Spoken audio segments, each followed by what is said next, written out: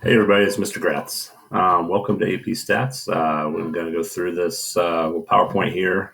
Make sure you take some good notes. I'll kind of highlight the important things. This is kind of just the introduction to statistics, kind of a background of what it's about, kind of some foreshadowing on what you'll be doing throughout the year. So here we go. Chapter 1, Stats starts here.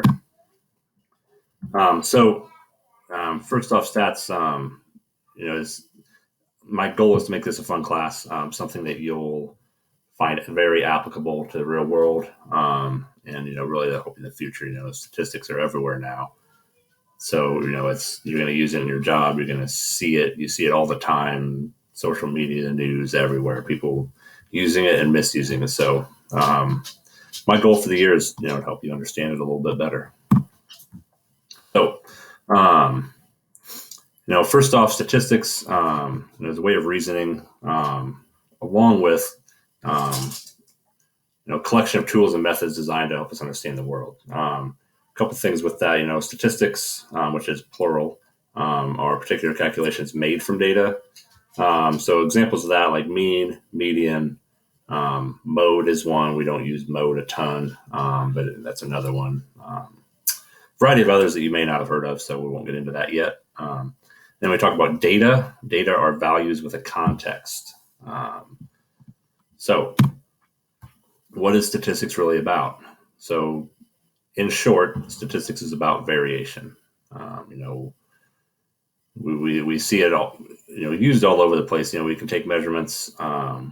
If I take, say I'm testing a coronavirus vaccine or a treatment, and so I've got 50 volunteers. I give 25 the treatment, 25 a placebo, and I look at the results. And I want to see basically, is there a difference down here? If you take a look, is there a difference in the two groups, or is it such a small difference it could just be random variation? Maybe only one group was just a little bit better than the other group. That's what we want to look at, or where that was one group significantly better. So those are some of the things we'll look at with statistics this year. So some of the basic things I always think about as you're working through statistics problems is, first off, think. Okay, that's one thing in this class. You're going to have to think. So think about what you have, what you know, where you're headed, why are we doing it. The other part is showing. And this is actually not as major of a part as you might think. So like showing graphs, displays of your data. It is very important to be able to do it, but if you just show a graph and you don't have anything with it, you haven't really told anything, or someone looking at it doesn't really know what you're talking about. So that's where the tell comes in. Tell them about what you've learned, explaining a result so someone else can understand what you found. So think, show, tell. You'll kind of hear that throughout the year. All right. So first, what are data? That might sound weird to you English majors, but data is actually plural. The singular for data is datum, D-A-T-U-M, for anybody interested. But what are data? Data can be numbers, names, labels, about anything that we collect from people. Doesn't always have to be, data represented by numbers doesn't have to necessarily be numerical. Like if I put a survey, you put 1 if you're male, 2 if you're female, whatever, something like that. Big thing, data is useless, or data are useless without their context. So we always in statistics want to have context. We don't just put number answers. We want to make sure everything is always written in context with what we're talking about. With that, the W's, who, where, what, when, why, how. You've probably heard that before in other classes. This is really important. So kind of going through these, the who. So in other words, like thinking about who is its data collected on? What group of people did we survey? What group of people did we experiment on? The what, that's kind of what we'll talk about as our variables. What did we collect? What did we collect? What did we ask? What questions were asked? The when, so when did this happen? Some of you might scroll through social media, you see, some article that says whatever about coronavirus.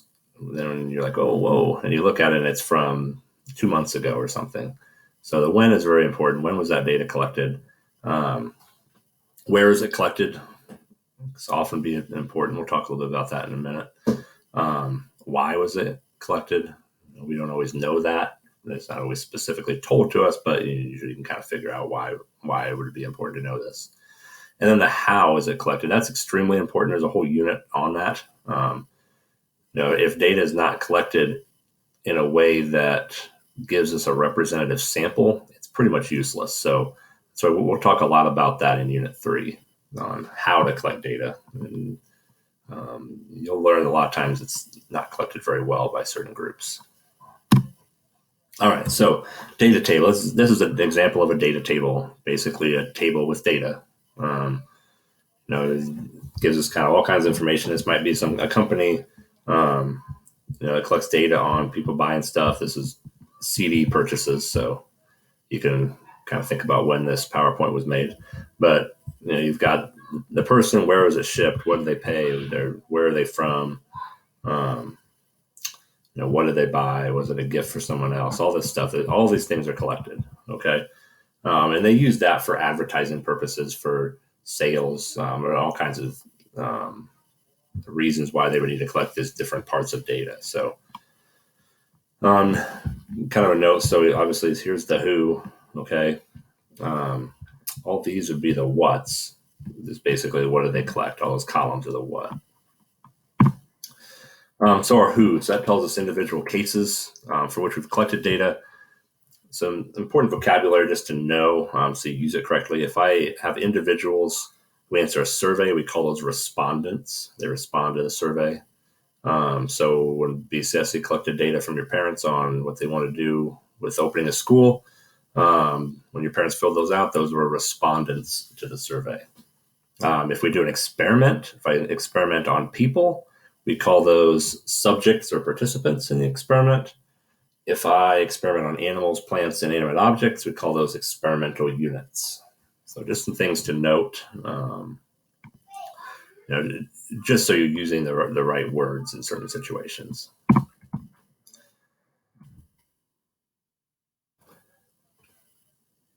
Okay, so sometimes we refer to data values as observations, and we're not clear about the who. We need to know the who, so we kind of learn what the data says. If I do a survey of, let's say, all people over the age of 80, and I ask them, are they concerned about coronavirus? And probably 80% of them or more are going to say yes, they are. And then if I just then post a news article, say 80% of people are worried about coronavirus, well, that's kind of misrepresented because we didn't know who was surveyed. So it's important to know who was surveyed and always think about that. Okay, we'll do a lot of data collection, hopefully, throughout the year in some way. But ways you can, things we'll talk about, students at your school, collect data on that. There's other things at the bottom. There's tons of things we can collect data on throughout, around us, or, we find on the internet. So, okay, variables. All right, this is kind of the what. We talk about the who, what, where, when, why. Variables are your what. It's the characteristics recorded about each individual. So it's what I ask you about, okay, and what you answer. So, think back to when I mentioned the survey your parents got, and they were asked, will you be sending your student to school? Do you have any concerns? Will your child ride a bus? All those things are what? They're variables that we're trying to find out information about. And we always want to think about why we're doing this, and think about what we want to know when we're choosing these variables, or when we're reading about the variables. Sometimes they'll have units of measurement. Obviously, you can see some examples there. Okay, so now the types of variables. Two types of variables that we'll really hone in on this year. One is a categorical variable. Depending on the classes, I want to say it's psychology calls this a qualitative variable, and other books will call it qualitative. It means the same thing, okay? I like categorical because it kind of reminds you that it's categories, all right? Basically, all your questions can fall into categories. So like I ask you a yes or no question, or your gender, your race, ethnicity, any of those things where we have category choices. Those are categorical variables. Quantitative variables basically is a variable that can be measured. Tons of things I can ask about, height, income, weight, age. Lots of things can be quantitative. So we'll get into a little more about how to determine the difference between the two, because sometimes it can be a little tricky. So we'll take a look at that. All right, you can read that yourself. So categorical variables, we usually use a frequency table first for those. So if I'm asking, in this case, this was what shipping method was chosen. All right, and they've got their three options there. Those are their three categories. All right, and these are how many fell into those categories. All right, so categorical variable. All right, there's no measurement here. It's just how many fell into that category. Okay, we call this a frequency table. Okay, how frequently did this, and this happen? Okay. Okay, when we focus on something or on the amount of something, we use it a little differently. So this is looking at Amazon might track growth in the number of teenage customers each month to forecast CD sales. Again, obviously probably not going to look the same now, but so my what here is my teens. Okay, the who in this case is the months, because it's weird to think about the months being the who. It's who are we collecting data on? We're collecting data on each month, not on the actual people here. Okay, so you can see the number of teenage customers, but we really want to know for each month. Okay, it's a little different. Some things to think about there. When you think about the who, it's not always going to be a person. In this case, it's months. So think about the who as who or what are we collecting data on? That's the who. All right, so quantitative variables. So quantities. So obviously you've seen these before, probably quantitative variables. In this case, is the question was how many AP tests will you take? Okay, that's a quantitative variable because your answer would be a quantity. So when you think about these, don't necessarily look at the data table. Think about how the question would be asked. All right, if it's basically the question is asked how many or something along those lines, so your answer is a quantity, then it's quantitative. All right. Okay, here's another one. How far did a catapult throw a soup can? Okay, I don't know about you guys. I do this often in my backyard. So to take all those measurements. So that's another quantity, right? Your answer would be a quantity. How far did it go?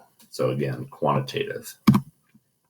Okay, another type of variable is identifier variables. We don't really do anything with these, but just kind of note that we don't analyze things like this, like social security numbers, tracking numbers. There's nothing to analyze there. So just take note of that. All right, so who, what, and why we need to know if we want to analyze the data, but really we want to know more if possible. So the when and the where can obviously be important. Like I talked about, if you had a survey that was from 10 years ago, may not apply now. Or another one, say like they use the university here, but let's just compare. If we do a survey on students at East and a survey on students at Hauser, depending on what questions we're asking, it could be very, very different because of the big versus small school. So the where is also very important. Also, think about the where, surveying in different states obviously can be different, or different geographical locations within a state can obviously give you a lot different results as well. All right, so how the data is collected. Okay, we won't get in a ton with this, but I always want you to think about, was this collected in a way that's going to get a representative sample? So anytime you see data, whether it's in class or anywhere, think about, was this collected in a way where all people are represented or could be represented, or maybe are there groups left out of this? Okay. An example, results from internet surveys generally are pretty useless. Okay. Why? Well, we'll get into that later, but if you think about, like, you see a survey on Twitter and you answer it, that's not very reliable, because the only people that can answer it for one are the people that follow that person or follow people that have liked it or whatever. Um, the other thing, people that don't, if you don't care about it, you're probably not going to answer it. So you're really only getting responses from people that care a lot. So always think about how things have been, or how surveys have been conducted, to see if it's well done or not. Like I said, Unit 3 will have a whole unit on that. So, all right, there's some things that can go wrong. I'm starting to wrap up here. Make sure always think about the question you want to answer before deciding it's categorical or quantitative. Just because they're numbers doesn't mean it's quantitative. Like jersey numbers on a football team or zip codes. Okay, those aren't quantities, right? And like I mentioned, always be skeptical. Don't take data for granted. So just because somebody posts to their Twitter account some random percentage of something doesn't mean it's true. Okay, maybe look into that. How did they get their data? What actually is their data? Things to think about. Okay, statistics about data. It helps us understand the world. Obviously, you guys are seeing it more and more every year. You see more data everywhere. And being able to analyze that data is really what we'll be doing in this class. And that's, a very important skill for, whatever field you go into, even if you don't even have a job, just sitting at home, scrolling through social media, seeing all the data that's out there, knowing how to analyze it, knowing what's, real, what's kind of, iffy. I always think about the W's. We've got our two types of variables, categorical and quantitative. Or categorical is categories, quantitative is measurable or quantities. Okay, some tips on AP exam. A lot of times you're going to have to, the very first thing you'll have to do in a free response question is deciding, is it categorical or quantitative? Because then you will use different type of graph. You would then analyze it a little bit differently. So it's important to make sure you know how to tell the difference between the two. And we'll practice that probably more than you guys will want to do. But it's a very important start. If you don't have that, then things could be very difficult. And then next couple chapters will be graphing both types. Graphing categorical is pretty easy. You guys have done that probably since 5th or 6th grade. A lot of the quantitative graphs as well, like categorical graphs. There's like pie charts, bar graphs. Quantitative ones, there's stem and leaf plots, dot plots, histograms, those kind of things that we'll start looking into. And you've probably done a lot of them already, but it's probably been a little while, so we'll kind of refresh on that. All right, so that's it. Chapter 1. Make sure you guys answer any of the questions I've got on here. Come with questions for class and let me know anything you need. Thanks.